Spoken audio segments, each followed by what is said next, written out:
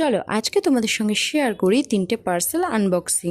তো ফার্স্টে ছিল দেখো উডেনের হ্যাঙ্গিং। রিসেন্ট আমি এত ঘর সাজানোর পাগল হয়েছি যে ঘর সাজানোর জিনিস দেখলে না আর নিজেকে ঠিকই রাখতে পারি না। কত সুন্দর দেখো এটা এসেছিলো, এটা কিন্তু দুটো ছিল। নেক্সট ছিল কিন্তু দুটো আর্টিফিশিয়াল প্লান্ট। চলো তোমাদেরকে না একটু কাছ থেকে দেখিয়ে দিই।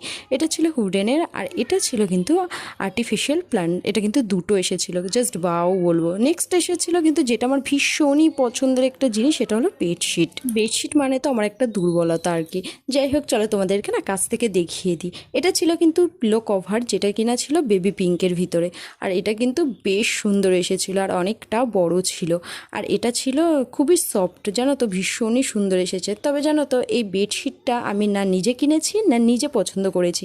এই বেডশিটটা কিন্তু কিনে দিয়েছে আমার বর আমাকে।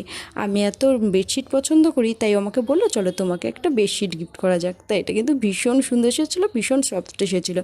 যখন আমি এটা পাতবো তখন নিশ্চয়ই তোমাদের সঙ্গে শেয়ার করবো। তবে চলো বাই, আজকে এই পর্যন্ত ভিডিও।